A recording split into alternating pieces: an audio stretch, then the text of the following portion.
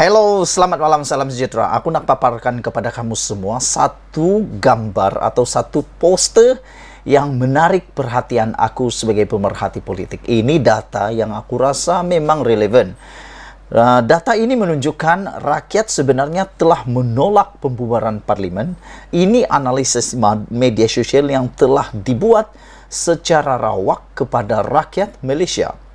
Nampaknya, saudara-saudara sekalian, 81% orang responden menolak pembubaran parlimen. Saudara-saudara yang saya hormati sekalian, daripada infografik ini kita dapati bahwa hanya 19% yang memilih untuk PRU diadakan ataupun pembubaran parlimen diadakan dalam masa ini. Ada beberapa sebab mereka menolak untuk PRU diadakan pada waktu ini. 81% ini menolak PRU diadakan pada waktu ini. Saudara-saudara, daripada 81% ini, jumlah keseluruhan yang telah menjadi responden sebenarnya ialah 7.000 pengguna media sosial. Dalam satu tinjauan yang dibuat di dalam media sosial, ada 7.000 orang semuanya. Dan daripada 7.000 itu, 81% memilih untuk menolak pembubaran parlimen dengan 3 alasan utama. Mereka menolak atau sebab tolak bubar parlimen. Yang pertama, kesemua responden 81% ini memilih menolak pembubaran parlimen kerana pertama adalah musim tengkujuh. Mereka menulis bahawa musim tengkujuh membebankan jentera kerajaan serta risiko mengorbankan nyawa.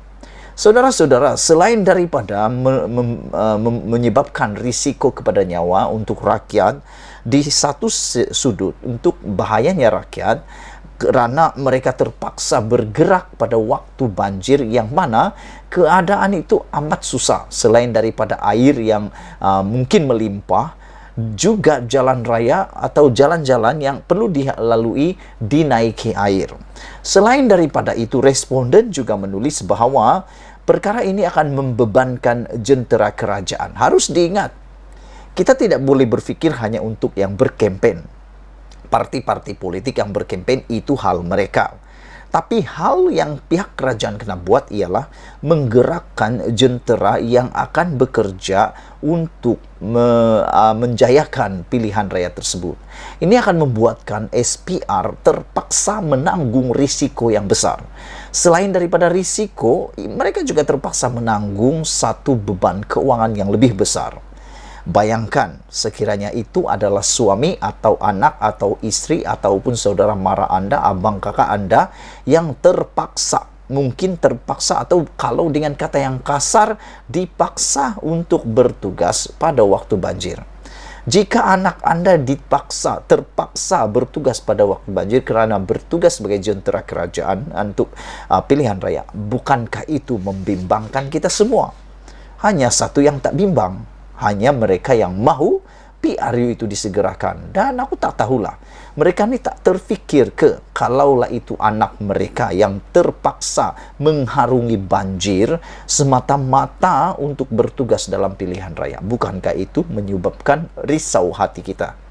Yang kedua, sebab kedua yang mana menjadi sebab 7.000 ataupun 81% yang mengundi ini menolak PRU ataupun pembubaran parlimen adalah kerana mereka menulis atau menyatakan ini adalah kerana ketamakan kuasa UMNO.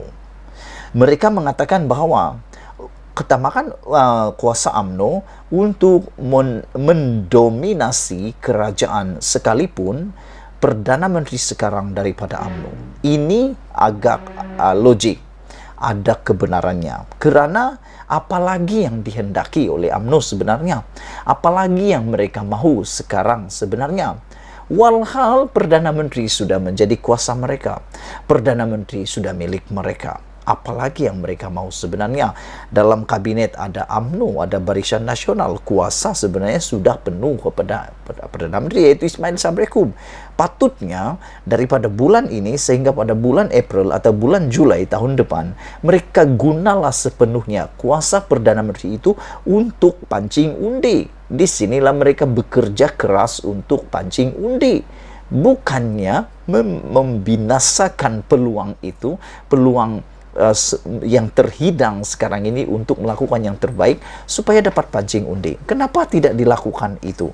Hanya satu jawaban mudah yang ditulis oleh netizen 7.000 pengguna media sosial ini, yaitu mereka kata UMNO tamak kuasa untuk mendominasi kerajaan. Itu saja. Mereka mau dominasi kerajaan. Karena sekarang ini mereka tidak mau berkongsi. Sekarang ini mereka terpaksa berkongsi kuasa dengan Perikatan Nasional. Dalam kerajaan sekarang ada dua, yaitu Barisan Nasional dan Perikatan Nasional. Oleh sebab itu mereka mau mendominasi kuasa. Tidak mau lagi ada orang lain yang campur tangan. Mereka mau keputusan sepenuhnya mereka yang buat. Dengan kata lain, kalau ada kuah yang banyak, semua diambil kuahnya itu untuk dimakan seorang-seorang. Macam itulah.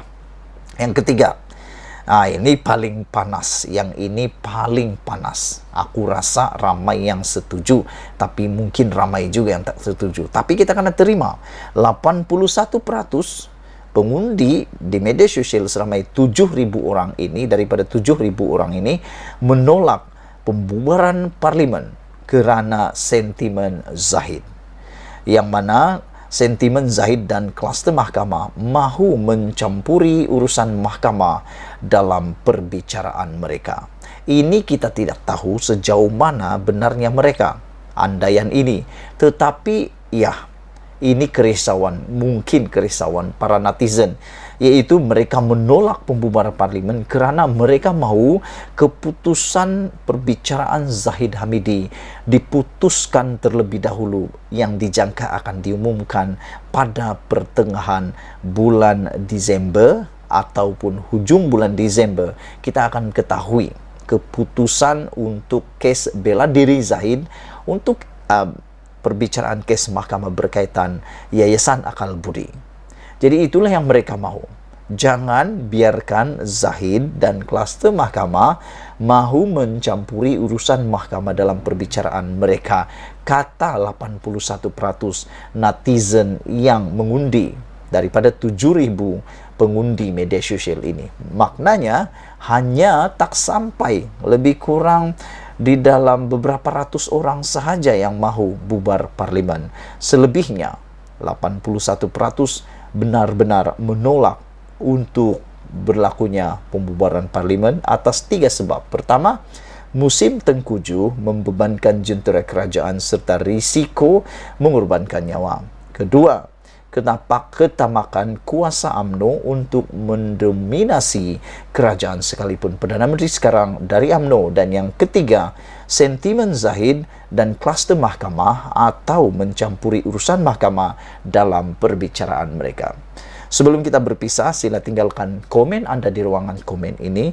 Kalau kamu setuju apa yang dinyatakan oleh analisis media sosial ini, share video ini supaya semua orang tahu.